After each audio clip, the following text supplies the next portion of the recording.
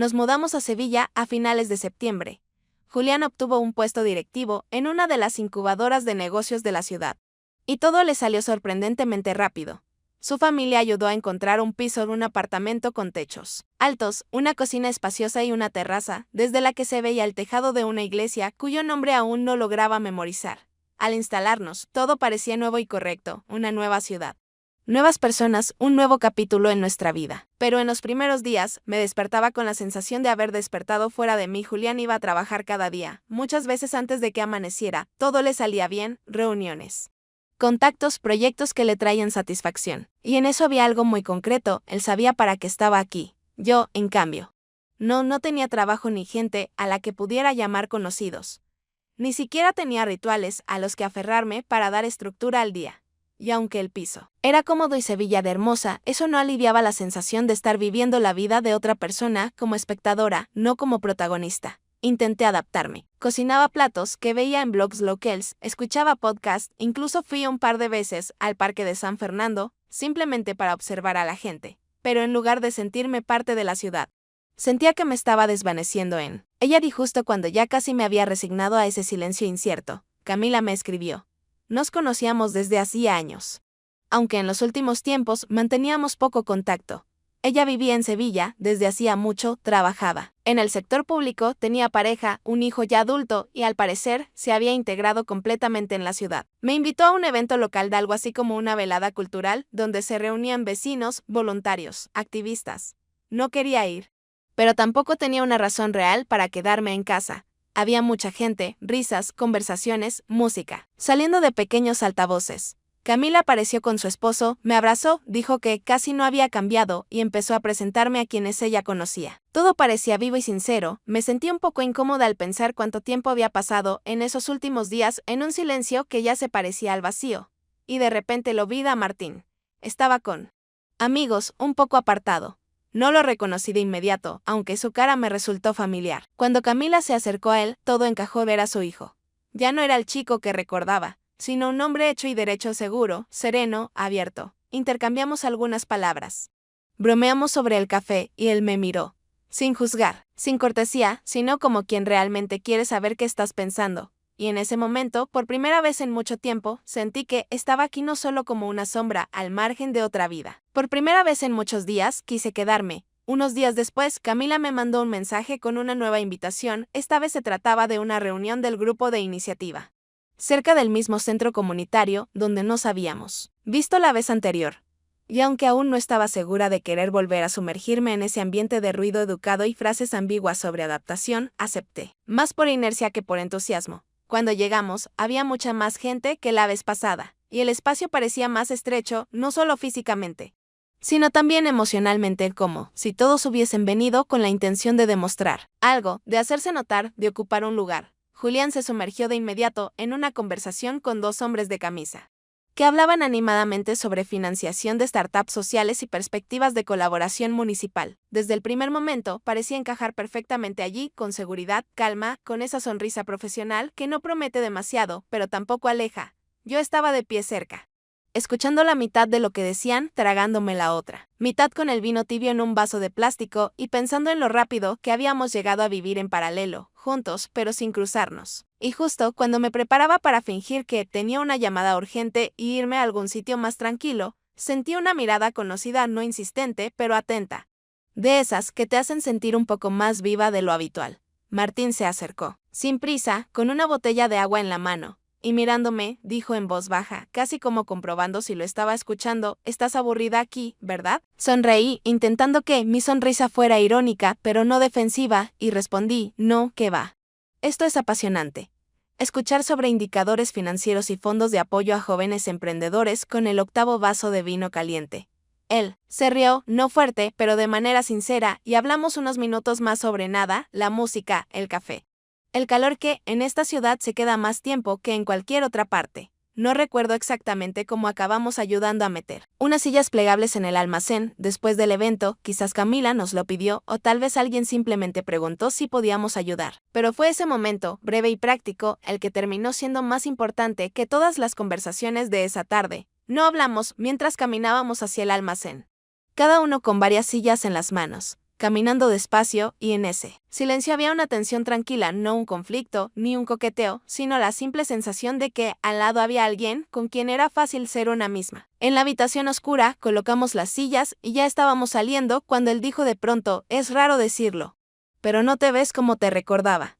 No más mayor, más como tú misma. No respondí enseguida porque sus palabras sonaban verdaderas, sin halago ni intento de impresionar, y yo no estaba acostumbrada a ese tipo de palabras de hombres que no esperan nada de mí, solo observan. En el coche, de regreso a casa, Julián puso el altavoz y empezó a hablar con alguien sobre un nuevo proyecto. Su voz sonaba firme, sus frases eran lógicas, convincentes, pero yo no escuchaba nada de lo que decía. Mi atención seguía volviendo a aquella frase en el almacén y a lo fácil que me resultaba respirar en su presencia. En los días siguientes empecé a salir del apartamento con más frecuencia, no porque tuviera compromisos o planes, sino porque comprendí que quedarme entre cuatro paredes relucientes, donde cada sonido desaparecía antes de que pudiera siquiera notarlo, se había vuelto insoportable. No buscaba aventuras, ni tenía expectativas, ni seguía ningún plan, simplemente caminaba por calles que ya comenzaban a resultarme familiares, me detenía en los mismos cafés, observaba a la gente que, a diferencia de mí, vivía de verdad. En esta ciudad, un día, cuando el aire era demasiado cálido incluso para Sevilla,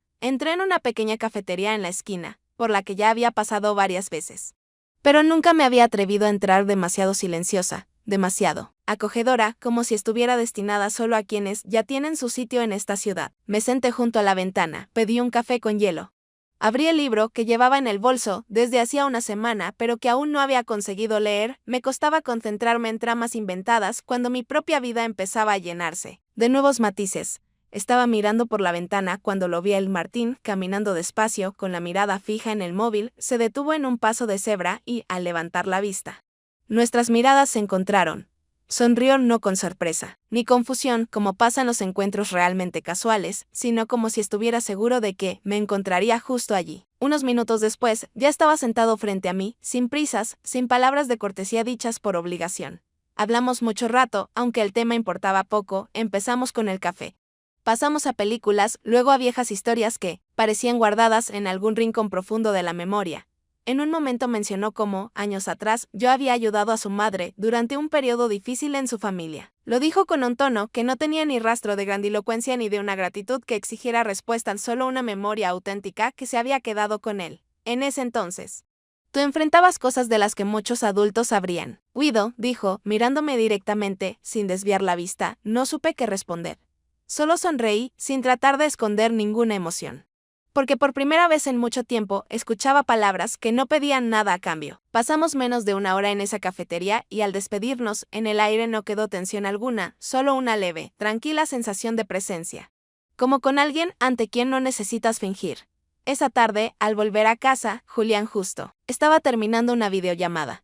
Su voz aún sonaba firme, aunque su rostro mostraba un leve cansancio, como siempre últimamente. Lanzó un rápido «¿Qué tal el paseo?», sin esperar respuesta, y yo dije «Vi a Camila, tomamos un café», y aunque esa frase era una mentira, no sentí culpa alguna. Porque la línea entre lo que había ocurrido y lo que estaba evitando era tan delgada que ni siquiera yo misma podría haberla definido. No fue una traición, ni una pasión, ni el comienzo de algo nuevo, fue solo un momento en el que dejé de sentirme una sombra en la vida de alguien más. A la mañana siguiente, me desperté más temprano de lo habitual, no por ruido ni por ansiedad, sino por una sensación inexplicable, como si desde el primer instante del día algo en mi cabeza estuviera esperando que ocurriera algo, aunque no había ningún plan ni encuentro previsto. Permanecí un buen rato en la cama, escuchando cómo Julián se preparaba, el sonido de la cafetera, el roce de las llaves, un mensaje de voz breve en uno de sus chats, todo seguía su curso. Y entre esos sonidos no había espacio para mí, aunque yo también estaba en el mismo apartamento. Cuando la puerta se cerró y quedó solo el silencio, tomé el teléfono sin ningún objetivo en particular. Solo para llenar la pausa entre la noche y el día. Entre las notificaciones habituales del clima, transacciones bancarias y promociones de tiendas, había un mensaje corto de un número desconocido. Pero sin necesidad de firma, supe de inmediato quién lo había enviado porque traía una foto. Un gato dormido sobre un libro abierto, con el texto «Así me veo cuando intento pensar en cosas serias». Me reí, no en voz alta, pero sí con sinceridad. y respondí casi de inmediato, sin pensar demasiado en qué escribir, solo mandé algo en el mismo tono, informal, relajado, casi como una broma. Su respuesta llegó a los pocos minutos, y la conversación continuó no muy profunda, no confesional, sin grandes palabras ni insinuaciones, pero con otro ritmo, otra respiración. Un acuerdo silencioso de presencia compartida en un espacio, donde cada uno aún mantenía cierta distancia. Pero ya no quería retroceder. Ese día lo viví con una ligereza inesperada, incluso las tareas que antes me parecían inútiles o forzadas cobraron otro sentido, salí a hacer compras, compré fruta, por fin pasé por la biblioteca, donde hacía tiempo quería ir, y por la noche me puse a ordenar fotos en el teléfono, eliminando las que ya no significaban nada. No hubo nada extraordinario en todo eso, pero notaba los colores con más intensidad, los sonidos más claros. La respiración más tranquila. Unos pocos mensajes entre nosotros se volvieron costumbre, no hablábamos de lo personal, no nos lanzábamos a recuerdos ni cruzábamos la línea. Pero en cada palabra que yo escribía había más vida que en todas mis conversaciones con Julián en el último mes. Y aunque no podía explicar por qué ese hilo de comunicación era tan importante, lo cuidaba como se cuida una esperanza callada, por algo que aún no tiene forma. Más tarde, esa misma noche, me escribió Laura, una de las pocas personas con las que manteníamos contacto a la distancia. Su mensaje fue breve: por tus últimas fotos. Parece que volviste a estar viva. Me quedé mirando esas palabras largo rato, sin saber si responder, porque la verdad era que yo misma recién empezaba a sentir eso, no por un gran amor, ni por el cambio de ciudad, sino simplemente porque alguien me miraba como a una persona, no como una función en la vida de otro. Esa noche me senté en el balcón, bebí agua con limón, observé los faroles encendiéndose en las calles estrechas. Y pensé en lo fácil que es vivir meses en silencio y ni siquiera notar que, ya, no estás allí. Pasaron algunos días después de nuestros mensajes, en un ritmo silencioso, internamente tenso. Cada mañana me despertaba con el mismo vacío en la cabeza, pero ya no por soledad, sino por un exceso de pensamientos que no encontraban salida, porque todo lo que ocurría entre Martín y yo existía en un espacio privado donde la realidad no entraba, ni siquiera de forma casual. El jueves por la noche me envió un mensaje breve, sin explicación, pero con un subtexto completamente claro. Suele haber tranquilidad cerca de la fuente en el parque, después de las 6. No respondí enseguida, no porque dudara, sino porque no quería romper esa invitación delicada con una prontitud que la hiciera parecer ansiosa. Al día siguiente, salí de casa alrededor de las 5:45, sin maquillaje, con una de mis camisas favoritas, una que casi no usaba últimamente, y caminé despacio, concentrada, como si cada paso fuera una acción necesaria, que no se podía saltar. Él ya estaba sentado en el banco. Cuando llegué, él no se levantó, no saludó. Con exceso de calidez, solo se corrió un poco hacia un lado, como dejando espacio no solo para mí, sino para todo aquello que podía pasar, pero aún no se había definido. No empezamos hablando, al contrario, durante los primeros minutos, solo escuchamos el sonido del agua, miramos cómo el atardecer iba cambiando de colores. Y con eso bastaba para no sentir incomodidad. Cuando habló, no fue una confesión, ni una explicación sobre lo nuestro o sobre ese momento, solo dijo una frase, con calma, casi con frialdad, pero con una tensión contenida. Como si fuera lo único que tenía sentido decir esa noche: voy a hacer algo que está mal. No, respondí, no asentí, no negué, no reaccioné físicamente. Me quedé sentada, mirando al frente, y en ese silencio entre los dos ya había un consentimiento que no necesitaba ser dicho. Se inclinó hacia mí despacio, sin gestos bruscos ni intenciones teatrales. Y cuando sus labios tocaron los míos, todo dentro de mí se encogió, no por miedo ni por vergüenza, sino por esa honestidad desnuda del contacto que no se disfraza ni de romanticismo ni de deseo. Simplemente es. El beso fue corto, no por dudas, sino porque no hacía falta más. No invitaba a un siguiente paso, pero tampoco buscaba detener nada. Solo nos quedamos sentados unos minutos más, en silencio, sin mirarnos, sin volver a tocarnos, pero ya no siendo los mismos que habían llegado allí. En casa actué con normalidad, pero algo en mí ya había cambiado, no en términos de principios o ideas, sino físicamente, como una memoria que el cuerpo guarda, aunque la mente intente olvidarla. Julián preparaba algo en la cocina, hablaba por teléfono con alguien sobre un presupuesto, y cuando entré, apenas me lanzó una mirada rápida de automática y volvió a sumergirse en los números. Después de cenar, me miró más tiempo del habitual y dijo en voz baja, sin ironía, sin reproche: estás distinta. Me encogí de hombros, no porque quisiera ocultar algo, sino porque ya no se podía decir nada. Todo lo importante había pasado antes de las palabras. Después de aquella noche, por primera vez en todo este tiempo, entendí que necesitaba tener algo propio en esta ciudad, no una distracción, no una forma de llenar el tiempo libre, sino un espacio donde no se me definiera ni por ser esposa de alguien ni por ser recién llegada, sino únicamente por mis acciones reales y mis propios límites. Fue entonces cuando encontré por casualidad información sobre una iniciativa local dirigida a adolescentes en situación vulnerable, un pequeño proyecto social que buscaba voluntarios para acompañamiento informal, no pedagogos ni psicólogos, sino simplemente personas dispuestas a estar presentes cuando hace falta un adulto con los ojos abiertos y paciencia silenciosa. Formalmente le dije a Julián que quería probar algo para realizarme socialmente, mencionando adaptación, integración y todos esos conceptos que suenan bien en una conversación familiar sin emociones. En realidad, lo que buscaba era tener derecho a una vida no radical, no dramática, sino una que me permitiera conservar la cara, permanecer en la ciudad pero un poco al margen, en mi propio ritmo. Entre personas que no esperaban nada de mí.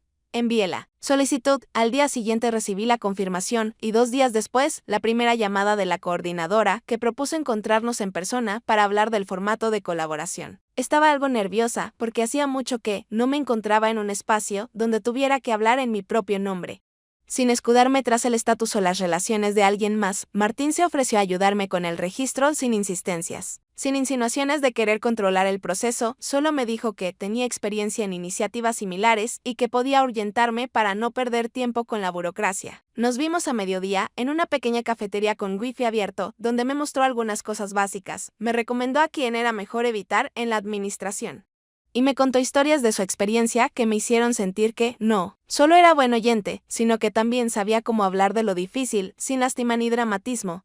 Desde entonces, nuestras reuniones se volvieron frecuentes, no planificadas, no oficiales, pero necesarias, aunque yo no lo admitiera ni siquiera, ante mí misma. Nos veíamos varias veces por semana, a veces para asuntos prácticos, a veces simplemente caminábamos después de los encuentros, como si estuviéramos continuando una conversación que había empezado días atrás. Ya no hablábamos del beso, no porque lo hubiéramos olvidado, sino porque no necesitaba ser confirmado ni repetido. Ya era parte del espacio entre nosotros, donde las palabras habían dejado de ser pruebas. En casa guardaba más silencio que antes, porque entre lo que comenzaba a despertarse dentro de mí y lo que aún formaba parte de la rutina compartida, se había abierto una distancia que no se podía explicar ni con traición ni con conflicto. Era la distancia entre dos adultos que ya no se cruzaban, incluso cuando compartían la misma mesa. Me gustaba esta nueva actividad porque no exigía demostrar nada.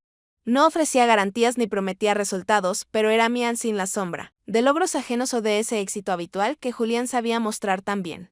Y aunque todo esto se sostenía sobre una base de voluntariado, sentía que era, por primera vez en mucho tiempo, una forma real de vida, no una simulación. El domingo volvimos a reunirnos con la familia de Julián para el almuerzo en una de esas ocasiones donde cada uno intenta parecer un poco más seguro, un poco más feliz, un poco más sereno de lo que realmente está. Y eso no me molestaba directamente, pero dejaba una sensación constante de estar participando otra vez en una obra donde mi texto nadie lo había actualizado. Y el vestuario ya no me quedaba. Julián contaba con una sonrisa lo rápido que nos habíamos adaptado a la nueva ciudad. Cómo me gustaba la cocina local, cómo me había entusiasmado con el trabajo social. Lo decía con tanta sinceridad que incluso su madre, el que solía tratarme con fría cortesía, asentía con la cabeza y decía frases como: siempre supe que encontrarías tu lugar. Yo estaba sentada frente a él, con el tenedor suspendido sobre el plato, fingiendo escuchar, aunque en realidad contaba cuántos minutos más podría soportar esa mesa, sin romper el silencio, con algo demasiado real. No contradecía, no me reía con amargura, no bajaba la mirada, simplemente estaba presente en silencio. Y ese silencio parecía haberse convertido en el rol más cómodo para todos últimamente. Martín había empezado a evitar las reuniones familiares y al principio pensé que era casualidad o falta de tiempo, pero con el tiempo entendí, se mantenía a distancia conscientemente. Probablemente por la misma razón por la que yo me había empezado a alejar de lo que antes parecía. La estructura de mi vida, por respeto a unos límites que ninguno de los dos había expresado en voz alta, pero que ambos ya sabíamos reconocer. Comenzamos a escribirnos con más frecuencia por las noches. No era coqueteo, no eran insinuaciones directas, ni un ¿cómo estás?, sino algo más sutil, más callado, con pausas largas entre palabras, donde lo importante no era lo que se decía, sino lo que quedaba entre líneas. Él podía mandarme un enlace a un texto que lo había tocado, o simplemente una frase sin contexto, y yo respondía. Porque cada uno de sus mensajes era una invitación a un espacio donde me veían no como una función, sino como alguien que todavía tenía vida interior. Una noche no respondió. Me desperté varias veces, y cada vez, instintivamente, tomaba el teléfono, no encontraba nada nuevo, y volvía a acostarme, sintiendo como en el silencio se acumulaba algo más que la ausencia de un solo mensaje. No era celos, ni resentimiento, ni miedo, era una inquietud, como si el hilo que conectaba dos realidades paralelas de repente se hubiera aflojado. Y ahora yo flotaba entre ellas, sin saber a cuál pertenecía. Al día siguiente miré a Julián, y no pude entender quiénes éramos el uno para el otro, compañeros de piso, viejos conocidos, dos mecanismos funcionando en la misma cocina. Ya no sabía cómo nombrarme: el fiel, confundida, prudente, infiel. Todas esas palabras se mezclaban en un ruido que no explicaba nada, solo aumentaba la distancia entre nosotros. Empecé a notar que, en muchas cosas que antes eran automáticas, el café compartido por la mañana, la pregunta ¿cómo te fue el día?, un roce leve al pasar, había una pausa, un titubeo, una inseguridad, como si ambos tuviéramos miedo de nuestros propios gestos, porque ya no confirmaban el vínculo, sino que imitaban su recuerdo, y aunque no sabía cómo terminaría todo esto, ya sentía que habíamos dejado de construir una realidad en común. Y ahora solo sosteníamos en silencio las decoraciones de algo que alguna vez se llamó matrimonio. El miércoles por la tarde tenía que entregar unos documentos en la administración municipal, nada importante, solo unas constancias de participación en el proyecto de voluntariado, formularios firmados por la coordinadora y una carta de presentación que me había ayudado a redactar un poco Martín. Porque en esas formalidades locales era fácil perderse. Quedamos en vernos cerca del centro comercial, no porque fuera especialmente conveniente, sino porque desde allí era más fácil llegar a la oficina, donde trabajaba una conocida suya. Nada en ese acuerdo parecía arriesgado ni sospechoso, era una reunión práctica, que incluso podría explicarse sin problemas, incluso a Julián. Aunque no tenía intención de hacerlo, llegué un poco antes, en el casi puntual, traía 2 vasos de café para llevar, como si entre nosotros aún existiera esa suave costumbre de no tener que aclarar quién quiere qué. Nos sentamos en un banco bajo un toldo. Revisamos los documentos, acordamos cómo presentarlos, y luego simplemente nos quedamos unos minutos más sentados, sin hablar de nada. No había romanticismo, ni planes, ni roces secretos, solo la simple presencia de 2 personas a quienes no les hacía falta llenar el silencio con palabras. Novia Camila de inmediato apareció desde un ángulo inesperado, con una bolsa de farmacia en la mano, caminando sin prisa, como si no tuviera un destino concreto, y solo cuando su mirada se detuvo en nosotros un segundo más de lo natural, en un encuentro casual, entendí, ese momento ya no me pertenecía por completo. No se acercó enseguida, pasó de largo. Luego pareció volver por casualidad, nos saludó, con una sonrisa, y en su rostro no había una sospecha directa, pero sí una atención que registraba los detalles, la posición de las manos, la distancia entre los cuerpos. Los gestos habituales o no tanto. Intercambiamos unas frases generales, y siguió su camino, sin decir nada especial, pero su mirada se quedó conmigo mucho tiempo, no era dura, ni acusadora. Solo un poco demasiado larga. Esa noche me escribió un mensaje corto, sin reproches, sin preguntas, sin ir al grano, pero por eso mismo más certero que cualquier tenemos que hablar. No sé qué hay entre ustedes, pero ten cuidado. Se ve más de lo que parece. Sostuve el teléfono en las manos largo rato, sin saber si responder ni qué decir, porque ese mensaje no era tanto una advertencia como un espejo donde, por primera vez, se reflejaba con claridad lo que yo aún no me atrevía a nombrar. No le mostré el mensaje a Julián, ni mencioné que había visto a Martín. La cena transcurrió en nuestro silencio habitual, sin peleas, sin temas, sin afecto.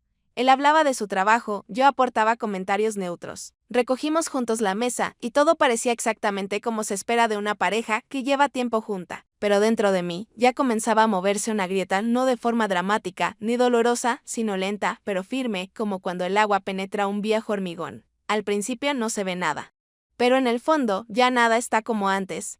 Esto debía pasar antes, lo sabía. Llevábamos días hablándonos como a través de un vidrio, sin evitarnos, sin discutir, solo con esa calma contenida en la que ya no hay vida. Y era justamente esa contención, no los celos ni el rencor, lo que hacía la situación insoportable.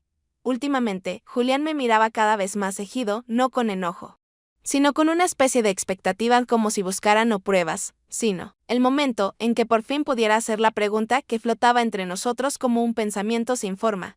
Y entonces, una mañana tardía de sábado, mientras estaba en la cocina terminando un café que ya no sabía nada y a punto de salir, él entró, se detuvo en la puerta y dijo con una voz casi tranquila, sin ironía, sin tensión, sin presión: ¿estás saliendo con alguien? Sentí enseguida cómo se me tensaban los hombros. ¿Qué clase de pregunta es esa? ¿Estamos en una serie adolescente? Respondí con una sonrisa que sonaba falsa, Incluso para mí, no reaccionó ante mi sarcasmo, no cambió de tono. Solo reformuló. De otra manera, no te pregunto, por un hecho, te pregunto si alguien ocupa en ti el lugar que antes era mío. No pude evitar reír brevemente, con amargura, no porque fuera gracioso, sino porque su precisión había dado justo en ese punto al que yo no quería mirar. ¿Y estás tan seguro de que era tuyo? Porque últimamente da la impresión de que hablas más con tu equipo que conmigo. Fue un contraataque débil, y lo sabía.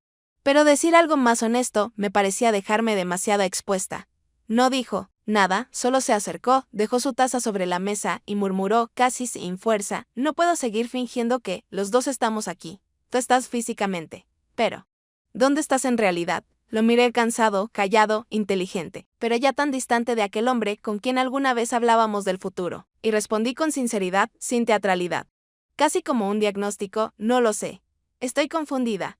A veces me parece que todavía es posible, y a veces, que ya es tarde. Esas palabras quedaron suspendidas en el aire, sin resolver nada, pero quebrando todo lo que aún se sostenía en la indecisión. Él no dijo nada más, simplemente salió de la cocina, tomó las llaves y se fue del apartamento, sin dar un portazo. Esa salida no fue un gesto, ni una pose, sino el reconocimiento silencioso de que lo que había entre nosotros ya no podía reconstruirse. Esa noche me senté en el balcón, sin prender la luz, mirando cómo se iba el día, y por primera vez me admití que, incluso sin una traición física, yo ya había cruzado una línea. Ya no estaba ahí. Ya no estaba con él. Y sí soy honesta, hacía tiempo. Había evitado esa conversación por mucho tiempo, no porque no supiera qué decir, ni porque no tuviera la oportunidad, sino porque cada posible desenlace me parecía una variación de la pérdida con distinta velocidad, con distintas formas, pero siempre con el mismo resultado. Cuando Martín escribió, tenemos que hablar. Sin ruido, sin pausas, no me sorprendió porque esa conversación llevaba días, tal vez semanas, flotando en el aire. Y seguir evitándola significaba devolverme a esa misma esquina de la que ya estaba intentando salir. Acordamos vernos en un territorio neutral, sin café, sin parque, sin fuentes que cargaran recuerdos. Fue en una pequeña sala de la biblioteca, donde él a veces trabajaba en postulaciones para iniciativas legales comunitarias, y ese espacio, donde la gente está acostumbrada a la precisión y al silencio, resultó ser el lugar más honesto para cosas que hace tiempo dejaron de ser simples. Él ya estaba sentado frente a la mesa, sin mirar a los lados, con las manos entrelazadas delante de sí, como alguien que ya lo ha pensado todo y solo espera tu presencia para decir la frase final. Me senté enfrente y no dije nada, no por miedo ni por expectativa, sino por la completa conciencia de que nada de lo que dijera haría esta situación más fácil o más correcta. Él habló primero con voz pareja, casi demasiado tranquila, sin reproches, sin sentimentalismo, sin fingida bondad. No espero que elijas. De verdad. Entiendo que a veces no hay elección posible, pero hay un límite, más allá del cual ya no se puede callar. Y si no puedes decir la verdad en voz alta, al menos no me mientas. Ni a ti ni a mí. Lo miré más tiempo del que quería y me mantuve en silencio, no porque no tuviera que responder, sino porque entendía que cualquier cosa que dijera nos cambiaría a los dos de forma definitiva. Todavía podía conservarse algo de respeto si me iba en silencio, y por eso le di las gracias. No por la comprensión, ni por la paciencia, ni por el tiempo. Le di las gracias porque no intentó forzarme a tomar una decisión que le fuera conveniente. Salimos juntos, pero tomamos caminos distintos, sin abrazos, sin frases de cierre, sin promesas de quizás después. No me giré a mirar, ni busqué su sombra en la acera. Todo fue demasiado claro, demasiado preciso, para permitirme sentimentalismos. Más tarde, Camila me escribió que Martín se había ido a Málaga por algunos meses. Cambio de ritmo, un nuevo proyecto, necesitaba espacio. No hizo preguntas, solo lo mencionó como un dato, y en su mensaje se sentía una cierta ternura, pero sin intromisión. Le respondí brevemente sincera, pero contenida, como alguien que aún no sabe de él. Todo qué huellas deja esta historia. La página donde Martín y yo existíamos se vació, no borrada, no destruida, simplemente ya no se actualiza. No borré los mensajes, no me escondí de los recuerdos. No inventé versiones donde yo saliera mejor parada. Solo me detuve en el punto donde la honestidad resultó ser menos heroica de lo que imaginaba. Me quedé en Sevilla no porque aquí me sintiera bien, ni porque en esta ciudad de repente me hubiera encontrado a mí misma. Me quedé porque no tenía a quién regresar, ni razones para volver a lo de antes, ni suficientes motivos para empezar algo nuevo en otro lugar. La vida, en sí, no se había derrumbado, la rutina seguía, las luces se encendían, el agua corría del grifo, las tiendas abrían. Incluso el proyecto con los adolescentes funcionaba con la misma regularidad con la que había comenzado. Pero nada de eso era ya ni refugio, ni esperanza, ni salvación. Julián y yo no estamos oficialmente separados, pero ya no nos vemos, no hablamos. No coordinamos los detalles cotidianos, simplemente existimos en el mismo país, en la misma ciudad, en vidas distintas que un día empezaron a separarse y ahora ya no tienen puntos en común. Él se llevó algunas de sus cosas, pero no todo, como si quisiera dejarse una puerta abierta para volver o, al menos, una excusa para aparecer otra vez. Pero lo siento, no va a volver. No porque esté dolido. Es simplemente que ya no me ve como alguien con quien seguir caminando. Tampoco le escribo a Martín no porque esté molesta, ni porque espere algo de él. Solo entendí que no tengo derecho a acercarme a él mientras yo misma no me haya reconstruido del todo. Después de aquella conversación, después de que nos alejamos en direcciones distintas por aceras separadas, varias veces me descubrí queriendo escribirle, aunque fuera solo un sincero ¿cómo estás? Pero me contuve porque sabía. Cada palabra mía ahora sería solo una proyección de lo que aún está sin resolver, sin limpiar, roto. Un día vi una foto suya por casualidad, sin buscarla. Solo apareció en la cronología de noticias que hojeaba sin pensar. Estaba en un escenario, en la sala del ayuntamiento, recibiendo un premio por uno de los programas que había presentado cuando aún nos veíamos con frecuencia. En la foto sostenía un diploma, rodeado de colegas sonrientes, y el pie de foto decía, Martín López ganador del premio al abogado comunitario del año. Me quedé mirando esa imagen largo rato, no con tristeza, ni con celos, ni con dolor, sino con esa misma sensación que se tiene al ver en el horizonte un barco, que ha zarpado definitivamente pero ha dejado tras de sí una estela clara. Sonreí, calladamente, para mí, no con alivio, ni con esperanza, con una calma amarga y sincera. De todas las cosas que quedaron en mi vida, lo más real resultó ser un único momento, aquel beso breve. No oficial, no aprobado, no justificado, pero que marcó una frontera entre quien fue y quien ya no podía seguir siendo. No fue un beso de enamoramiento, ni una traición. Fue un acto que me mostró cuánta vida quedaba aún en mí y cuánta muerte había ya a mi alrededor. Desde entonces no ha pasado tanto tiempo, pero sí el suficiente para entender que hay cosas que no se podrán contar nunca del todo, ni a nadie, ni siquiera a una misma. No tienen argumento definido, ni cierre, ni moraleja. Simplemente ocurren y se quedan en un silencio que, por fin, ya no necesito llenar con palabras.